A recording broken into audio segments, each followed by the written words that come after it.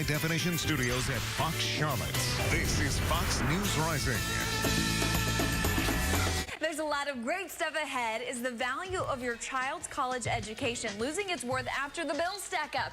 The author of Debt U breaks down the cost of higher education.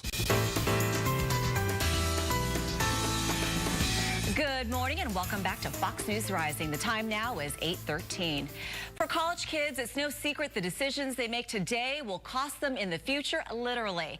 Here to shed some light on the effects of student debt is author of Debt U, Logan Abrams. Good morning to you. Good morning, Dow. How much debt does the graduating class of 2010 face?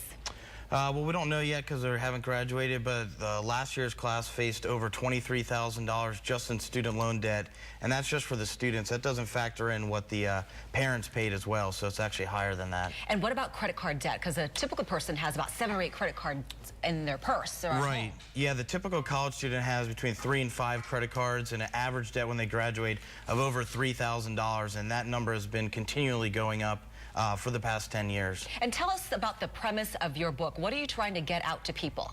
Right. Well, the premise of Debt U is not to not go to college. We still want kids to go to college, but we want them to factor in where they go to school, how much the total costs are going to be when making that decision. But also the biggest thing is financial education. Hopefully this book will be a great starting point for parents to have the discussion with their kids about personal finance education, because right now there's really a lack in the public school system around the country of anything personal finance related. But a lot of people say that school debt is good debt, so it doesn't really matter. What's your position on that?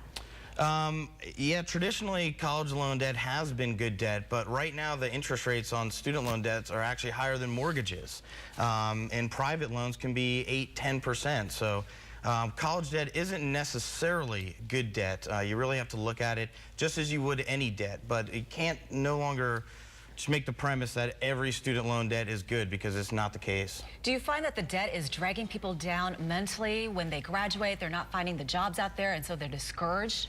Yeah, in the book, Debt U, I talk about one thing that I've kind of made up is called post-graduation stress disorder. And it's something that's setting into kids in their mid to late 20s when they get out of school. They can't find a job, and all the debt starts piling on top of each other. And they're finding themselves, you know, becoming depressed, down on themselves. And the tough economy that we have right now isn't making things any easier on them. What can high schools do to better prepare kids to go to college? Because you got to take the test, you got to pass the SAT and all those other tests, but they really don't talk about the finances of it. Right, that's the biggest problem, is that besides reading and writing, personal finance is the #1 skill we use on a daily basis.